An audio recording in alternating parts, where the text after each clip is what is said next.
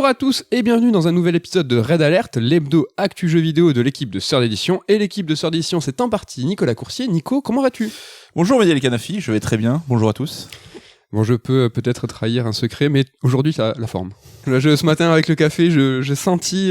la pêche, l'énergie. On est au lendemain du State of Play, on va y revenir très rapidement, et ça t'a galvanisé, j'ai l'impression. C'est ça, la passion du jeu vidéo est régénérée. Tu as la patate. Au sommaire de cette émission, un anniversaire et un jeu. Hein, donc Nico, notre monsieur cadeau, notre monsieur célébration, va fêter avec nous les 20 ans de la première Xbox. Et moi, je vais vous parler des lancements dans le jeu vidéo, hein, comment ça marche, les enjeux, les risques. Après cette chronique, vous saurez tout sur comment lancer un truc, et ça, je pense que ça peut servir à tout le monde. Hein. Surtout si vous avez un boomerang chez vous. Au quotidien, ça peut servir. Il y aura bien entendu l'interlude top 3, mais avant, c'est la rubrique retour sur l'émission de la semaine dernière, dans laquelle nous vous parlions de réhabilitation des jeux, dont Final Fantasy XIII, FF13, dont on souhaitait de nos voeux les plus chers voir une version peut-être remasterisée, ou en tout cas 4K. Il semblerait que ce soit déjà le cas. Alors merci à Ken les bons tuyaux qui à chaque fois qui est en train de monter nos émissions nous dit là vous avez dit de la merde, attention là faites ce machin, et il nous a donc prévenu que FF13 sur console Xbox, donc au global qui est notamment disponible via le Game Pass, tourne en 4K sur console, donc il y a dû avoir un patch appliqué, mais en tout cas si vous voulez le faire dans des très bonnes conditions, allez plutôt lorgner du côté de chez Xbox. On a parlé aussi dans une précédente émission de Kena, jeu qu'on a assez apprécié. Ember Labs, donc son studio, a confirmé que son jeu était rentable. Voilà, juste pour revenir sur ça, on est assez content. Oui, pas surpris, mais très content. Et ils ont dit eux-mêmes qu'ils allaient pas repartir dans la publicité, etc. Que ça devenait un vrai studio de jeux vidéo. Donc, vivement le prochain épisode. Vivement le rachat qui va se mettre sur le dossier. On les sait proche de Sony, mais bon, certains ont des portefeuilles plus larges et des chéquiers avec des zéros. Est-ce que c'est pas Sœurs d'édition qui va les racheter peut-être ? Sûrement, je pense, sûrement. Returnal, qui reste encore le GOTY à mes yeux, a connu cette semaine une mise à jour, donc la 2.0, qui se voit adjoindre un mode photo qui nous intéresse pas trop, mais franchement, de ce qu'on a vu, ça a l'air super stylé. Il y a des gens déjà qui font des trucs trop beaux. Ouais, et puis le jeu mérite, parce qu'il reste quand même très beau, plein de couleurs, d'effets spéciaux. Un jeu exclusif PS5, ça fait plaisir. Et l'option qu'on a tous attendu, c'est-à-dire la possibilité de suspendre son cycle. Donc précédemment, quand tu jouais à Returnal, tu pouvais mettre ta console en veille et serrer les fesses. Je veux dire, tu vas croire tout ce que tu pouvais qu'il n'y allait pas avoir de coupure de courant ou que ta mise en veille fonctionne. C'était le seul moyen d'arrêter son cycle. Là, voilà, on peut arrêter son cycle, changer de jeu. Ouais, ça c'est cool, parce que c'est vrai que moi c'est un truc qui m'avait un peu dérangé quand j'y jouais, qui a fait peut-être que je suis pas allé très très loin, c'est que t'étais bloqué en fait. Quand tu lançais ton cycle, soit t'allais au bout, soit tu mettais ta console en veille et ça impliquait que tu ne puisses pas changer de jeu. Oui. C'était un peu contraignant. Donc le studio, ils avaient peur en fait des abus, que tu puisses, si t'avais un vrai slot de sauvegarde, que tu puisses abuser du jeu, recommencer à l'infini un passage difficile. Là c'est pas le cas, c'est un peu une sauvegarde fantôme, c'est-à-dire qu'une fois que vous allez reprendre votre cycle, hop, la sauvegarde n'existe plus, il va falloir aller au bout de ce cycle-là. Ouais. Donc voilà, pour Returnal, rapidement aussi, Halo, on vous en a parlé longuement, c'est un jeu qu'on attend, pour lequel on craint un développement difficile et un résultat tout aussi houleux. On a vu enfin le trailer solo de Halo. Qu'est-ce que t'en as pensé rapidement ? Alors il y a un peu de mieux sans être totalement flagrant, mais là je dirais que maintenant il faut qu'on joue en fait. Ça y est, le temps des attentes est passé. Maintenant il faut qu'on ait la manette dans les mains pour pouvoir enfin parler du jeu en tant que tel et arrêter de diverger autour. Ouais, de tergiverser sur qu'est-ce qu'il en est. Moi je suis rassuré, il est beau, c'est vrai que enfin il est stylé. On a vu un petit peu le même biome, c'est vrai qu'au niveau diversité, c'est pas rassurant. J'ai hâte moi de jouer au grappin et tout. Moi c'est plus la partie mise en scène du trailer, le côté grandiloquent de Halo qui est à chaque fois tu vois un truc tambour battant quoi. Halo ça envoie, c'est des cœurs qui envoient, et là pas de mise en scène, une voix off qui te dit voilà ceci est un monde ouvert. Ouais, ils sortent un carnet de développeurs comme si le jeu était déjà sorti, comme si on a déjà eu le trailer, on s'en prend plein la gueule. Il manquait ce moment un peu waouh, ce moment comme tu dis monté, vraiment une cinématique qui arrache pour convaincre un peu les gens quoi. C'est un trailer de plus de 6 minutes, la première minute part vraiment sur des super auspices et tout, et puis d'un coup il y a la voix qui arrive et qui commence à t'expliquer et tout. Dommage. Puis même la promesse de ce monde ouvert, ou en tout cas ce qu'il en est de divers relaunchs en interne, qu'est-ce que est Halo Infinite aujourd'hui, ça on le saura dans quelques semaines, le 8 décembre. Néanmoins ils auraient pu rassurer par l'image en nous montrant justement qu'on va pouvoir traverser des grandes plaines, qu'on va pouvoir exploiter ce monde ouvert. Là on en a eu la confirmation parce que la voix nous le dit, on voit qu'il y a des bases à libérer, ça fait un petit peu peur je trouve.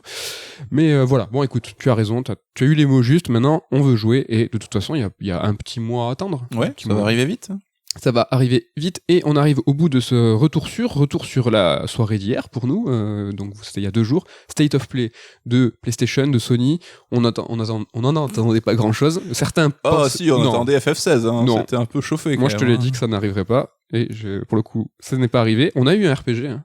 On a eu un nouveau Star Ocean. Un RPG peut en cacher un autre. Un RPG peut en Star Ocean, un nouveau Star Ocean. J'ai déjà bouffé le nom, j'ai même pas noté. Ouais, Divinity, je sais pas quoi. Mais ils sont spécialistes des noms, c'est sympa Star Ocean. Ils ont un dico d'anglais, je pense, ils piochent dedans.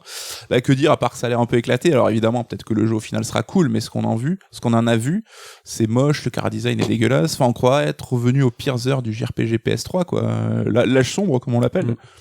Il y a un petit feeling Xeno X, hein, donc certains y verront peut-être des bienfaits dans l'exploration, d'autres y verront une DA peut-être discutable, je ne sais pas. Il n'y a pas eu de banger hier, il n'y a pas eu de... Pire State of Play ever. C'était pas ouf. Petit mot, Death Door qui arrive sur Sony, PlayStation 4 et 5, un jeu excellent dont je vous avais parlé dans une précédente chronique, que je vous conseille chaudement. Il est dispo maintenant, c'était une exclue Xbox et PC. Voilà, il est là, trop rien à dire après. Ouais, juste que Sony, je pense, doit faire gaffe, hein, parce que c'était encore les seuls qui arrivaient à mobiliser énormément de leurs fans pour ce genre de conf, parce que tu savais que Sony t'en prenait en général plein la gueule. Là, s'ils commencent à multiplier les confs comme ça risque de jouer contre eux un petit peu, et les gens seront peut-être plus au rendez-vous, comme pour chaque Nintendo Direct aujourd'hui, on sait que c'est un peu pile ou face. Pile, ça sera le cool, pile, face, on va se faire chier, donc... Attention, mais c'est un jeu, Sony. Faut pas commencer à prendre la parole toutes les 2 secondes, quand même. Non, ils avaient annoncé que c'était que des tiers. Ouais, mais clairement, ils avaient rien à dire. Fallait rien dire. Il fallait se taire. De toute façon, dans quelques semaines vont arriver aussi les Game Awards. Là, ça va être aussi une grande célébration pour toutes les marques et les éditeurs. On attend là des belles annonces et sûrement une prise de parole de Sony aussi. Peut-être aurait-il dû se la fermer. Je sais pas si la construction de cette phrase a été vraiment ouf. En tout cas, on enchaîne tout de suite. On oublie, c'est un mauvais souvenir. Je garde le mic pour te parler. Ça, s'il te plaît. Pour te parler des lancements. T'es chaud? Tu veux que je te parle un petit peu de comment on lance des trucs, hein? Exactement. Mais on va pas parler de tous les lancements. On va parler des lancements dans le jeu vidéo. Donc le lancement ou le launch. C'est vrai que tous ces anglicismes sont très utilisés. Of course. Ces lancements, c'est la chose la plus importante, hein. C'est si important que ça va conditionner la vie du produit et même son succès. Pour le chiffrer, dans le jeu vidéo, un lancement, c'est grosso modo 15 jours. Donc on dirait pas, mais c'est ultra court, hein, c'est-à-dire que des millions investis dans le développement se décident en 15 petits jours. Des années de taf. Donc après ces 15 jours-là, donc le Day One, hein, donc je balance un petit peu tous les anglicismes maintenant, hein, donc le Day One, c'est le jour du lancement, il y a tout qui est joué, hein, le destin du jeu, il est scellé. En fait, pour un éditeur ou un studio, le lancement, c'est comme, analogie que je balance souvent, c'est un pistolet chargé d'une seule balle. En fait, t'as une seule tentative pour atteindre ta cible, t'as pas le droit de te rater, t'as pas de seconde chance. T'as un gun, t'as une balle, c'est ton lancement, c'est maintenant. Et donc cet état de fait, en fait, il est réel pour tous les médias, pour tous les produits, pour tous les marchés. Quand on crée un jeu, ou toute autre chose, hein, comme je viens de le dire. Donc pour nous, par exemple, c'est des livres, hein. On est éditeur de livres, hein, quand même. Terminer le jeu ou terminer le livre, hein, c'est terminer sa production. Mais en fait, tout ça, c'est pas du tout une fin en soi. À ce stade, une fois que tu as le produit en main, y a que 50% du chemin qui est fait. Les 50 autres % de la vie de ce produit, c'est la promotion et c'est le lancement. C'est dire l'importance du truc, hein, faut jamais l'oublier. Et quand on rate son lancement, le plus souvent, pour ne pas dire systématiquement, c'est irréversible. Si Day One, le public n'est pas là, si l'engouement n'est pas présent, c'est perdu d'avance et c'est extrêmement dur de renverser la tendance. Nico, chez CERD, c'est notre cas aussi. On lance des trucs, on lance des livres. Il y a des jours importants, on prépare tout ça. Et quand on lance un livre et que le succès n'est pas là, ou en tout cas pas là où on l'attendait, est-ce que c'est irréversible de redresser? Notre petite expérience dans le domaine de l'édition, hein, ça commence à faire 10 ans maintenant, on s'est rendu compte, on a testé, on a expérimenté, oui, comme tu le dis, que si un lancement est pas tonitruant, on aura beau faire tous les efforts du monde a posteriori, on n'arrivera jamais à redécoller. Alors ça veut pas dire que le produit sera un échec, hein, ça peut se vendre correctement sur le long terme, et au final, t'as un produit qui fonctionne malgré tout, mais si t'attendais un banger et que ça explose pas au départ, t'auras pas ton banger, quoi. C'est ça, là on parle vraiment dans cette chronique de 2 poids 2 mesures, c'est-à-dire que c'est un lancement qui est réussi, donc t'éclates tout, ou un lancement raté, tu rates tout. Il y a, dans une grande majorité des cas, des lancements qui sont timides, qui trouvent leur public, qui se rentabilisent, et puis qui connaissent des suites, etc., etc. C'est notre cas, 100% de nos livres sont rentables, on est très content de ça, mais des fois il y a des lancements qui sont éblouissants et qu'on n'attendait pas, et des fois des lancements où on a investi, on va y venir sur cet investissement, et finalement c'est pas exactement ce qu'on veut, et c'est très très très très très très très dur de redresser la barre. Donc on le dit souvent, hein, le public vote avec son porte-monnaie, c'est vrai, et être là présent le jour du lancement, quel que soit le produit que vous voulez soutenir, c'est un soutien très fort, hein, d'être là présent dès le début. Un exemple, à ce titre, le directeur créatif du jeu Days Gone, hein, qui a tenu un petit peu les mêmes propos, en disant que pour soutenir un jeu, il faut l'acheter au prix fort, il faut l'acheter plein pot. Bon, il a poussé un petit coup de gueule aussi en disant qu'il ne fallait pas attendre la disponibilité gratuite du jeu en PlayStation Plus, donc Days Gone c'est une exclue Sony, donc on peut comprendre un petit peu la suite, en fait, la programmation du jeu. C'est pour ça qu'il parle du PlayStation Plus. Et du coup, il fallait pas que les joueurs se plaignent, hein, de pas voir de suite à leur jeu. Si, je sais pas, le jeu plein pot, il était un peu remonté, hein. Un peu salé. Donc c'était une déclaration qu'il a faite dans l'émission de David Chaffee, qui a une chaîne YouTube, le papa de God of War, premier du nom, qui est lui non plus il tient plus Sony dans son cœur, hein, donc les deux ils se sont un peu montés le... Ouais, il a rejoint la team Sum là, avec David Jeffy, ça fait 15 ans qu'il concentre tout le Sum de son corps. Le pauvre. Il en peut plus. Qu'est-ce que t'en penses de ça, acheter le jeu Day One Alors je comprends évidemment son discours, mais faut aussi se mettre à la place des consommateurs, surtout dans le jeu vidéo où on sait qu'un jeu lancé Day One, tu vas le payer plein pot, alors que là il baisse souvent de prix très rapidement, et surtout t'auras le jeu dans son état vanilla, et on sait que t'as forcément des patchs qui vont arriver un mois après, 2 semaines après. Donc peut-être le jeu vidéo, c'est un des seuls médiums où acheter plein pot, c'est vraiment un acte de foi parce que tu sais que t'as pas la meilleure version du jeu, quoi. C'est vrai. Nous, dans l'édition, on a le prix unique du livre, hein, donc on peut pas le toucher après. Il nous faut qu'on attende 2 ans. Voilà. Il n'y a pas de mise à jour, patch ou quoi que ce soit. Non. Allez, petite parenthèse, vous savez, des fois on vous fait 5%, ben c'est la seule latitude qu'on a sur le prix, 5%. C'est ce que fait la Fnac et Amazon quand ils vous font des super réducs. Achetez chez les loups le livre moins cher, mais ils peuvent pas faire plus. C'est la loi de Jack Lang. Jaco. Merci à lui. Merci pour la fête de la musique surtout. Merci à tout. Donc après un lancement en demi-teinte, si le succès arrive par la suite, c'est souvent un concours de circonstances, hein, car comme je le disais, c'est ultra dur de renverser manuellement une mauvaise tendance. Un exemple, le succès de Prince of Persia est timide au lancement. Alors là, je parle du premier Prince of Persia, hein, celui de Jordan Mechner. Donc le titre, il va exploser que dans un second temps, une fois la version Mac lancée, et ce succès en fait à contre-temps, c'était un concours de circonstances, ça c'était pas du tout une action de l'éditeur, hein, qui était Broderbund à l'époque. Sur Mac, le jeu était plus beau, et il a constitué une vitrine technique pour Apple, qu'il a donc logiquement mis vraiment en avant, pour vendre lui du coup des produits Mac, mais c'est pas du tout, tu vois, une action manuelle. Il y a eu une explosion, c'était le destin en fait, il fallait qu'il y ait un second souffle. C'est beau, ça rajoute une dimension un peu mystique, de destinée absolue. Parfois, c'est une action bien sentie qui va renverser la vapeur, mais c'est extrêmement rare. Nico, t'en as parlé la semaine dernière, hein, t'as donné pas mal d'exemples dans ta rubrique sur les réhabilitations. Tu as donné un exemple, par exemple, de Fortnite avec son mode Battle Royale qui a été créé en réaction à PUBG. Il y a eu FF14 aussi qui a connu une remise à plat complète et même un second lancement, hein, c'est-à-dire. Donc, ce sont 2 bons exemples, hein, d'actions faites en réaction à un mauvais lancement qui ont bien fonctionné. Encore une fois, hein, c'est pas vraiment le cas le plus souvent. Autre cas de figure. Donc rater dans son lancement, mais espérer des ventes sur le long terme. Donc c'est pas une solution viable, hein, je vous le dis, je suis désolé. Cette croyance, c'est fondé beaucoup d'espoir, hein, sur une chimère, c'est chaud. Et des ventes sur le long terme, même dans l'édition, qui est notre cas, l'édition, hein, le média du temps long, hein, franchement, c'est rare. Hein, dans les faits, ce sont les best-sellers qui se vendent sur le long terme. Et uniquement les best-sellers. Le plus souvent, en tout cas... concernant les jeux vidéo, c'est des jeux qui ont connu un lancement réussi. Donc notre chronique sont sur les lancements, on parle des best-sellers, les jeux qui se vendent sur le long terme, il y a une corrélation. Ceux qui se vendent sur le long terme, c'est ceux qui ont connu un lancement réussi. Et dans le jeu vidéo, on a un super bon exemple qui est tout fait. Des jeux qui se vendent sur le long terme, c'est des jeux Nintendo, Smash. C'est quoi cette phrase ? Je me dégoûte. Smash Bros. Donc Smash, Zelda, Mario Kart, Animal Crossing ou même Splatoon, hein, qui semble discret, mais non, il se vend bien. Et donc c'est des jeux en fait qui ont connu des bons lancements et qui se vendent sur le long terme. Nintendo a vraiment conscience de ça et la conscience de cette réalité. Et pour nous les joueurs, ça se traduit comment ? Ça se traduit par une baisse de prix qui n'arrive jamais, ou presque jamais. Les promos, les soldes, ça, les best-sellers de Nintendo, ils connaissent pas. Parce que ils ont cet état de fait, cette réalité que ils ont connu un bon lancement, ça se vend sur le long terme, à quoi bon, franchement. C'est le phénomène du bouche à oreille, hein. Le jeu est bon, donc t'en parles autour de toi et tu convaincs toi-même des gens de l'acheter, mais t'auras beaucoup de bouche à oreille si t'as eu beaucoup de ventes à la base, hein. Exactement. C'est comme ça que le phénomène se propage. Mais il y a des ratés aussi chez Nintendo. Et comme les autres, les jeux dont les lancements ont été manqués, les ventes sur le long terme, elles sont un petit peu contrariées. Cette corrélation existe encore. J'ai 2 exemples, ARMS ou Wii Music. Est-ce que Wii Music, vous avez tous attendu la baisse de prix ? Je ne crois pas. C'est 2 jeux qui ont connu des lancements un peu compliqués. Tout à fait, oui. Nintendo n'est pas aussi 100% réussite. Oui, évidemment, bien sûr. Et à raison, on les a pas en tête. Ils vont pas communiquer. Rappelez-vous ce lancement raté. Bon, et sachant que les lancements, c'est le nerf de la guerre, absolument toute la seconde phase de vie du produit, on en parlait tout à l'heure des 2 phases de vie d'un produit, est articulée autour de lancement, c'est ce qu'on appelle le momentum. Donc pas d'anglicisme cette fois, on est un peu plus distingué. Un peu plus latiniste. Donc à ce stade, on serait à un doigt de dire que le lancement c'est la chose la plus importante. Et en effet, à quoi bon faire le meilleur jeu du monde si derrière il se vend pas et que personne n'y joue. Donc le lancement c'est le moment clé où les budgets marketing sont dépensés à 100%. Rares sont les cas où les équipes marketing se gardent un billet pour plus tard, genre on va se garder une petite enveloppe, on sait jamais sur un second temps. Mais non, ça n'arrive pas, ce n'est pas vrai. Il faut savoir que pour les gros AAA ou les prods un petit peu massives, 50% du budget est alloué au marketing. C'est aussi le cas au cinéma.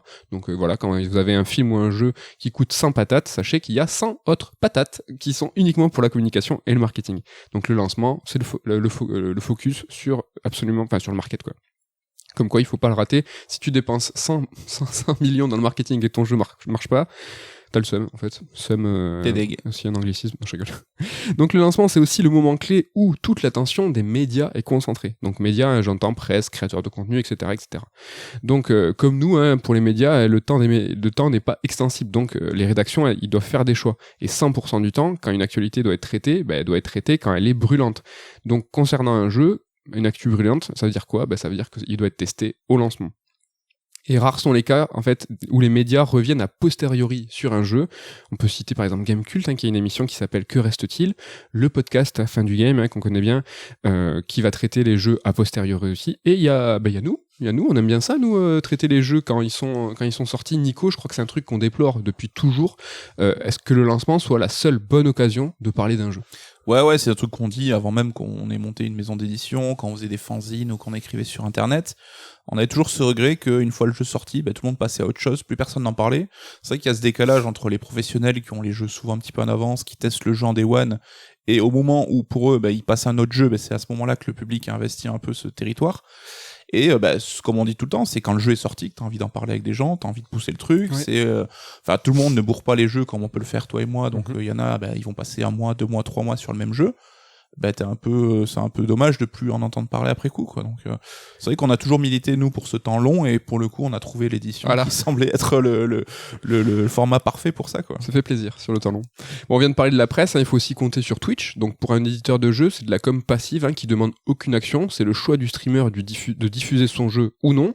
En revanche, attention, je sais que vous êtes en train déjà de tiquer, si c'est financé, c'est autre chose, ça rentre dans le marketing, donc ne mélangeons pas tout. Donc ici, c'est le même constat que pour les médias. Sur Twitch, il y a la hype, il faut streamer le jeu au bon moment, et ce bon moment, c'est lors du lancement. Que ça soit financé ou pas, les streamers jouent tous au même jeu au même moment, et on connaît bien, vous voyez, ce mur de miniature Twitch où en fait t'as tous les joueurs qui streament la même chose au même moment, et ce moment, encore une fois, c'est ce lancement. Tu regardes un peu, toi, tes Twitch. On n'est pas trop Twitch, non, nous. Pas trop. Mais c'est vrai que c'est un phénomène connu qui est à la fois super compréhensible et en même temps un petit peu triste, quoi, de te dire, mais vous jouez tous au même jeu en même temps. Mais parce que ça intéresse. Ouais, bien sûr, non, mais je comprends les mécaniques, mais... Bon, on vient de le voir, tout se joue dans un laps de temps qui est très court, un marketing média, tout est concentré le jour du lancement, et si par malheur ça fonctionne pas, on l'a dit, impossible de redresser la tendance manuellement, donc il y a une infinité de raisons pour expliquer un lancement raté, et si j'avais la solution pour réaliser un bon lancement, je serais pas là, et je serais riche. Donc, mais bon, on va quand même essayer ensemble d'observer les causes des lancements ratés. Donc il existe certains principes trompeurs qui peuvent conduire à un mauvais lancement. Donc t'as par exemple un studio qui va baser sa stratégie sur la perception qu'on a de son jeu et non la réalité que va proposer le jeu. C'est-à-dire qu'en fait il va faire croire des choses et en réalité c'est pas ça. On se souvient des trailers bullshit. Alors ça se dit plus, mais bon, fut un temps. Tu te rappelles les trailers bullshit ? Ah oui. Donc moi je me rappelle bien de celui de Killzone 2 à l'époque de l'E3 2005, mais étrangement pour Killzone 2, tout s'est bien passé. Mais parfois ça passe pas. Alors pourquoi ? Est-ce que les temps ont changé, les médias sont encore plus proches des développeurs, et est-ce qu'on est encore plus sévère quand la soupe qu'on nous sert n'est pas celle qu'on nous a promis ? On se rappelle des exemples récents, donc comme No Man's Sky ou Anthem, ou même le plus célèbre, je pense que deviendra Cyberpunk. C'est pas passé du tout ça, là pour le coup. Ouais, chat échaudé, craint l'eau froide, comme dirait ma grand-mère. Donc effectivement, il y a eu tellement de backlash et de retours négatifs des joueurs sur ces trailers un peu mythos. On se rappelle, tu l'as dit, Killzone, ouais. Mais toute cette c'était PS3 de Sony est un petit peu mytho, donc ça fait un peu cas d'école, quoi. Ouais. Donc les rares aujourd'hui qui s'y essaient un petit peu, là aussi se prennent un petit retour de bâton, mais ça a un peu calmé les gens, quoi. Souvent tu vois écrit actuel gameplay footage ou ce genre de choses, ils essaient d'être un peu plus pointu, un peu plus précis, quoi. Il y a eu des disclaimers. Allez, on continue encore sur les anglicismes. Autre exemple de principe trompeur, un studio qui va baser son développement sur la réalisation d'un meilleur jeu, alors qu'il faudrait qu'il soit différent. Alors ça, c'est le syndrome des grandes et longues séries à rallonge, donc à force d'exploiter le même filon, ça s'essouffle et survient alors une saturation, il n'y a plus de renouvellement et les joueurs se lassent. Un bon exemple, je pense, c'est Tomb Raider Ange des Ténèbres en 2003, dont le seul intérêt était son statut de suite. Ça va signer la fin de Core Design avec la saga, jeu raté, lancement raté, voilà, vous avez capté le délire. Ils voulaient faire des meilleurs jeux alors qu'ils auraient dû plutôt réfléchir à se distinguer. Alors là, je suis désolé, je m'excuse d'avance, c'est pas bien, je vais juger sans savoir. Il semblerait que Far Cry 6 entre dans cette catégorie, un jeu qui se veut plus complet que les autres, mais qui pour son propre bien devrait plutôt se démarquer. On n'a pas joué à Far Cry 6, mais bon. Après, on sait que c'est plus complexe, Core Design, ils avaient Eidos derrière qui les poussait au cul. Far Cry, on se doute, ça fait 3-4 ans, voire plus, qu'ils réfléchissent à la suite, comment révolutionner la série, et qui font un petit peu des jeux en attendant pour occuper le terrain. Voilà, on sait que, évidemment, si on y pense nous, eux, ils pensent aussi. Quoi. C'est clair. Autre exemple de principe trompeur, un développement basé sur le positionnement du jeu, alors qu'il devrait être sur son aspect créatif. Alors ici, on est dans l'illustration de tous les jeux qui veulent faire du Battle Royale aujourd'hui, alors que, parce que le BR cartonne, alors que si tu t'enflammes sur une tendance alors qu'elle est en cours, c'est déjà le signe que c'est un peu trop tard. Ubisoft, encore eux. Je juge. Là, tu m'as eu. Ah, pardon. J'allais faire une blague, j'allais dire je juge sans savoir, je suis désolé d'avance. Il semblerait que Ghost Recon Frontline entre dans cette catégorie. Écoute, oublie ce que j'ai dit. Non, mais comme quoi, tu vois. Ouais, mais c'est vrai qu'Ubisoft, c'est un peu les spécialistes de suivre les tendances, mais d'arriver toujours trop tard. Et on l'a vu avec les jouets figurines bien joué. À la Skylanders, qu'ils avaient fait que ça n'a pas du tout fonctionné. Les BR, ils ont tenté le Hero Shooter, ça n'a pas marché. Ouais. Ubisoft là se distingue. Hein. Ouais, mais ils ont su être précurseurs et tu vois au front des tendances, notamment avec la Wii U par exemple, avec Zombie U, etc. Parce qu'ils sont fans de line-up, c'est tout. Ils adorent. Mais il faut qu'ils retrouvent cette fibre un petit peu plus novatrice plutôt que d'être des suiveurs. Dans un autre genre, mais toujours dans la même catégorie, il y a Marvel's Avengers. Donc c'est un jeu qui n'existe que pour être un jeu service. Derrière, il n'y a pas trop de créativité. Je pense qu'il serait intéressant de suivre le lancement des ventes du jeu Gardien de la Galaxie. Donc c'est pas une suite, mais il y a une filiation. Mais ce jeu, j'ai l'impression qu'il pâtit un peu de la mauvaise réputation de Marvel's Avengers. Est-ce que le bon accueil critique va pouvoir supplanter cette mauvaise répute ? J'ai envie de dire, réponse la semaine prochaine. Exactement. J'espère. La pression pour toi. Bon, il y a des jeux aussi qui ratent un peu leur lancement car le marché est saturé. Une bonne partie des MMORPG des années 2010, Age of Conan, Ion, DC Universe Online et Guild Wars 2. Rappelez-vous, le lancement de Guild Wars 2, c'est pas ouf. Marché saturé, c'est toujours compliqué. Et enfin, il y a des jeux qui ratent leur lancement car ils sont éclatés. Donc Sonic 2006, Superman 64, là c'est des gros exemples. Et Diablo 3, Erreur 37, pas 67, rappelez-vous. Donc voilà. Donc là, on a vu des principes un peu théoriques, mais en gros, un lancement raté, c'est surtout une histoire de timing. Être trop précurseur, la PSP Go, du démat uniquement en 2009, non, c'est trop tôt. Ou être trop en retard sur la mode, tous les BR actuellement. Ou lancer son jeu le jour d'une catastrophe ou un événement dramatique, tout ça peut expliquer un lancement raté, c'est une question de timing. Il existe un contre-exemple sur un jeu qui s'est lancé lors d'une catastrophe, c'est Animal Crossing qui a débarqué pendant le premier confinement mondial du Covid. Mais bon, pour Nintendo, c'était un coup de chance, ça peut pas s'anticiper, c'est impossible. Surtout que le jeu devait sortir au Noël précédent et qu'il avait retardé évidemment et enfin dans le malheur bonheur est bon, je sais pas du tout ça l'expression mais le fait est que ils ont involontairement su tirer profit d'un événement compliqué pour que ça leur porte profit quoi. Ouais, un lancement c'est comme une blague, c'est une histoire de timing, il faut savoir taper juste, sinon on est à côté et on fait un four, on fait un bide, on fait un blanc. Un lancement raté, ça peut aussi s'expliquer par un mauvais positionnement dans l'année. Est-ce qu'il faut choisir de lancer son jeu à une période creuse, genre rappelle-toi, God of War premier du nom ou The Last of Us qui était sorti en jeu en 2005 et 2013 respectivement. Nico, tu te rappelles de God of War premier du nom, on était en vacances en Corse. Et moi, mais c'était un truc de ouf, ça m'a marqué parce que on chillait et tout, mais ça parlait un peu de God of War et on avait envie d'y jouer. Ça a été la belle surprise que personne n'attendait et moi je me rappelle dans Console Plus, je lisais Console Plus à l'époque où un mec dit mais je rentre de vacances, je vois un CD qui traîne sur le bureau, je sais pas ce que c'est, j'essaie et ça défonce, c'est quoi ce jeu, enfin c'était vraiment la belle surprise et ça montre effectivement que c'est dans les moments où tu te fais chier qu'il vaut mieux être là pour en surprendre quoi. Ouais, alors est-ce qu'il faut choisir une période creuse ou est-ce qu'il faut choisir une date de lancement dans une période de forte activité? Alors des périodes de forte activité, il y en a deux, il y a tout d'abord la fin d'année fiscale qui est fin mars pour la plupart des éditeurs de jeux, donc c'est une date qui est clé, car sortir un gros jeu avant la fin de l'année fiscale peut permettre aux éditeurs d'atteindre leur objectif fixé et donc de satisfaire ou rassurer les actionnaires. C'est toujours assez important, c'est pour ça que vous voyez souvent le mois de mars, fin du premier trimestre, c'est chargé. Surtout les Japonais qui clôt leur bilan en mars. Surtout les Japs. Et l'autre période d'activité, c'est évidemment Noël. Alors là, j'ai pas d'exemple, il y en a trop, car c'est la fête tous les ans. Call of, FIFA, Assassin's Creed, tous les gros jeux de tous les éditeurs sortent la fin d'année. Et la fin d'année, que ça soit pour le jeu vidéo ou même pour nous dans l'édition, ça commence en octobre. Il faut aller vite. Mais il y a un côté un peu psychologique où justement, si tu te sens fort et que tu sais que t'as un gros triple A, tu sais que tu te placeras en octobre ou novembre, t'as pas le choix, ça serait presque un désaveu si tu le décalais ou quoi, parce que tu sais justement que tu peux te permettre d'être un peu l'épouvantail en pleine période chargée, quoi. Et sachez que la fin de Noël dans le business, c'est début décembre, parce que rappelez-vous les Smash Bros, là Halo Infinite qui sort le 8 décembre, c'est fini. La première semaine de décembre, si t'es pas présent, c'est déjà mort, parce que tout ce qui est placement sur table, cadeau de Noël, tout ça, ça se fait, il faut être présent tôt sur les rayonnages, sinon c'est mort. C'est un peu comme ça pour l'édition aussi. C'est un petit... Allez, on vous donne des secrets, c'est même mi-novembre. Si à mi-novembre t'as pas livré, c'est salut pour Noël.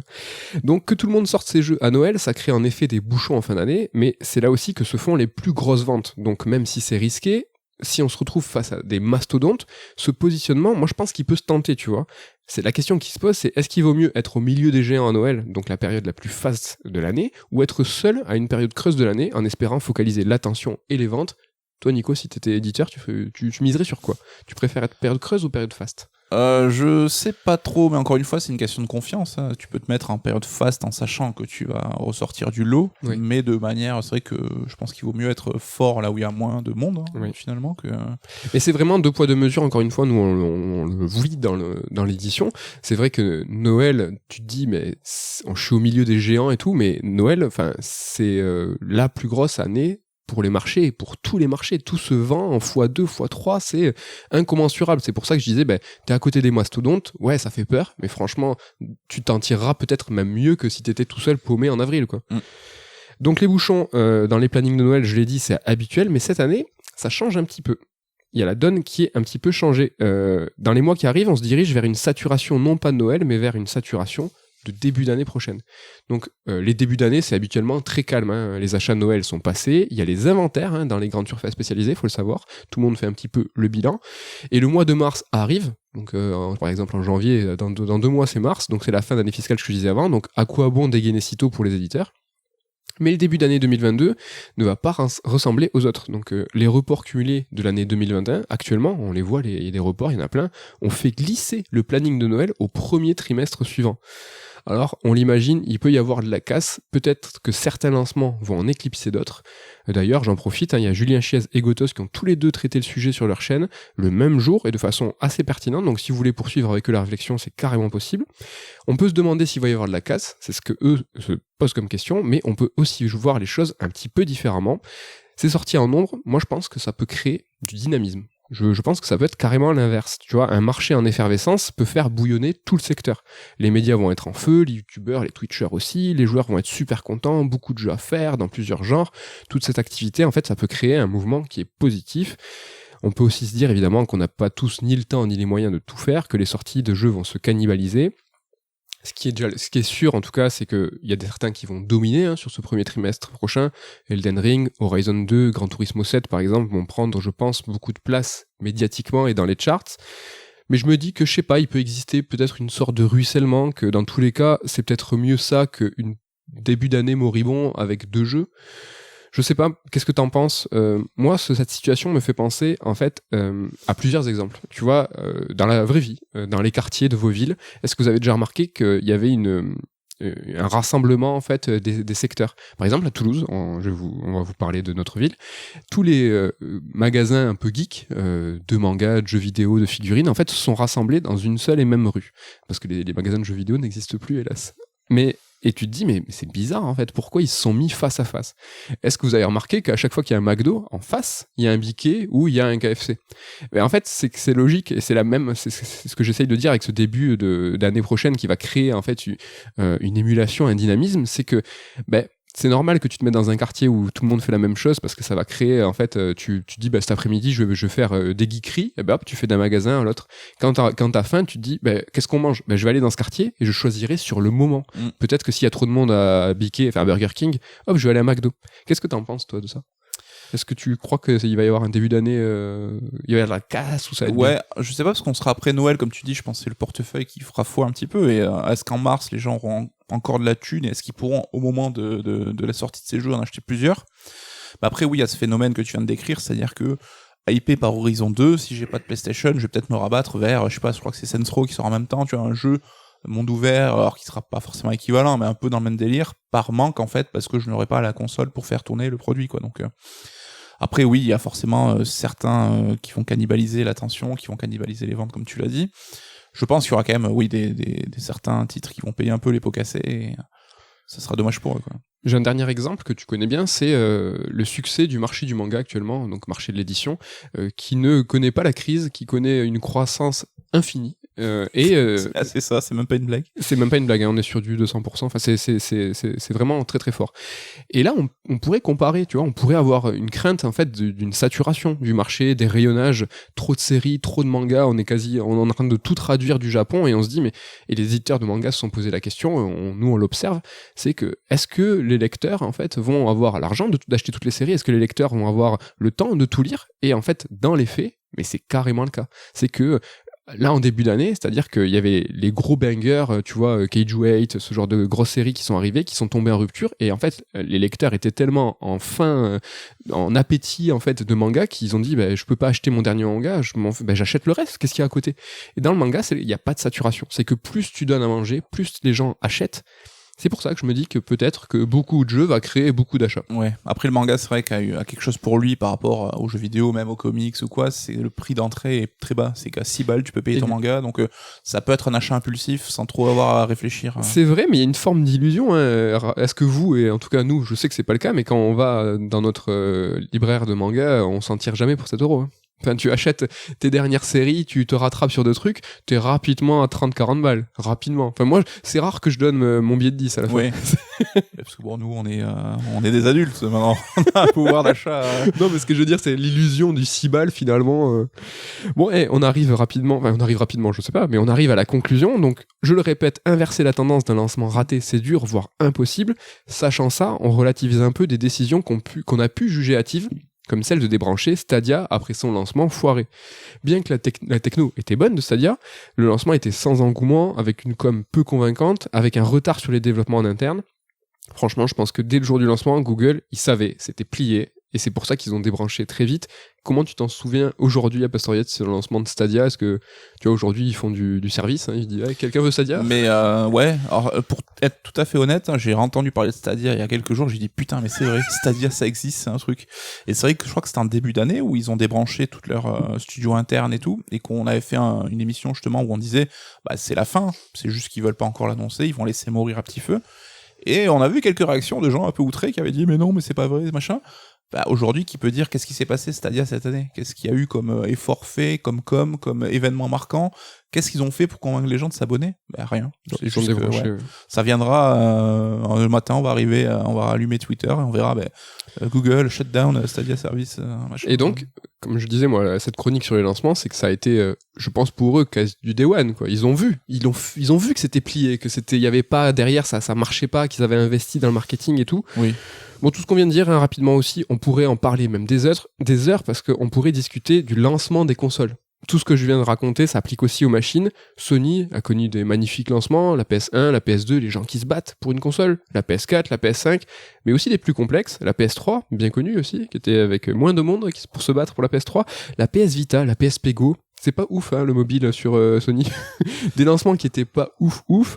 Nintendo, la Wii, la Switch, des cartons de malades. La Wii U, la GameCube, c'est un petit peu moins des cartons. Et la Wii U, c'est un très bon exemple. Et c'est là où tu vois que ça prend pas dès le début et que ça prendra jamais finalement. Quoi. Tu vois, si ça fait mouif, tu vois, les gens comprennent pas et que t'as pas cet engouement. C'est ça ce que je veux dire, c'est que tu peux faire ce que tu veux derrière, ça marchera pas, quoi. Bon, enfin, pour terminer, pour appuyer un peu tout ce que je vous ai raconté, je vais vous proposer, hein, j'espère que tu l'entends arriver, l'analogie cinéma. On l'a vu, on l'a vécu, les plateformes de VOD et de SVOD ont beaucoup réexpérimenté. Bon, pour Disney et Warner, en fait, qui ont un pied dans la VOD et un pied dans les salles, tu vois, le Covid a permis d'accélérer leur plan. Donc depuis 2 ans, ils tentent des choses sans trop se cacher. Ils expérimentent et on les voit faire. Disney, par exemple, a sorti Mulan en VOD payante à $30. C'était aux États-Unis, ça s'appelle le Disney Premium Access. Alors c'était pas le cas en France, nous on l'a eu un peu plus tard, mais sans rien débourser de plus. Donc ils ont tenté. Mulan, VOD payante. Disney toujours a proposé son Pixar de Noël 2020, Souls, en SVOD, donc sans frais si t'es déjà abonné à Disney+. Encore Disney, plus récemment, a aussi tenté de sortir simultanément ses films en salle et en SVOD, comme Black Widow, par exemple. Et donc, du coup, avec tous ces tests, tu vois, les majors, en fait, ils ont beaucoup de chiffres pour établir leur stratégie.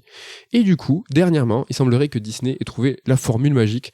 Shang-Chi est sorti en salle, puis 45 jours plus tard, en VOD sur Premium Access, justement. Et pourquoi ces 45 jours, tu vas me demander? Parce que grâce aux chiffres, on sait que l'exploitation en salle s'effondre complètement après 45 jours.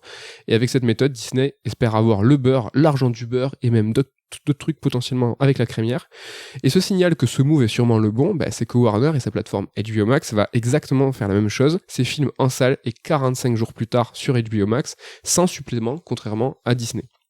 Donc là, c'est quelque chose qui pas trop, c'est que ça s'appliquait aux jeux vidéo, mais concernant les lancements, tu vois qu'eux, ils ont essayé d'exploiter, chiffrer le lancement en salle, ok, c'est 45 jours, ils ont essayé de relancer, on fait tout de suite un second lancement, parce que c'est le lancement qui est important, sur la VOD, la SVOD.